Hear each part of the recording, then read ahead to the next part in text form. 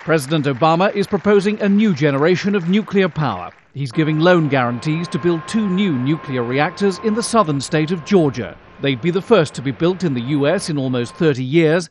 Though nuclear power currently supplies 20% of U.S. electricity, existing plants are often old and some are operating beyond their intended lifespan. This one plant, for example, will cut carbon pollution by 16 million tons each year when compared to a similar coal plant.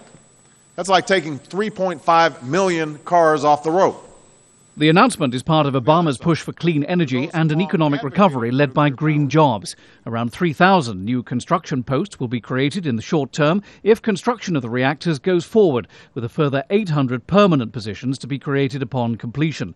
The White House says in supporting nuclear energy, Obama's signaling to opposition Republicans that he understands whatever's done on energy must have cross-party support. The president called for new nuclear power plants in January's State of the Union address.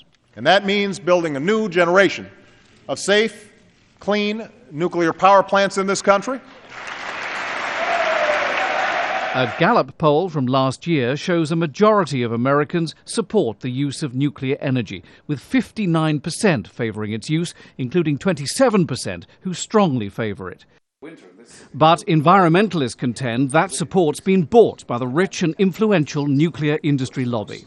The nuclear power industry seeks to gobble up the lion's share of federal support for new energy initiatives, and it will be to the detriment of renewables and efficiency. So we're really at a crossroads, and we should choose the real answers to the climate crisis, which are wind power, solar power, geothermal. Energy efficiency is the lowest hanging fruit, but it's so often neglected. There are also concerns about what will happen to the nuclear waste generated by a new plant.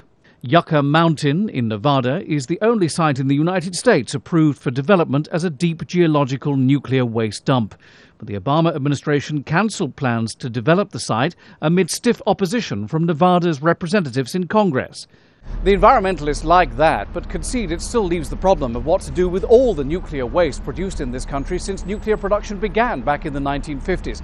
And that's sparking concerns. The government is looking towards its nuclear future before dealing with its toxic past. John Terrett, Al Jazeera, Washington.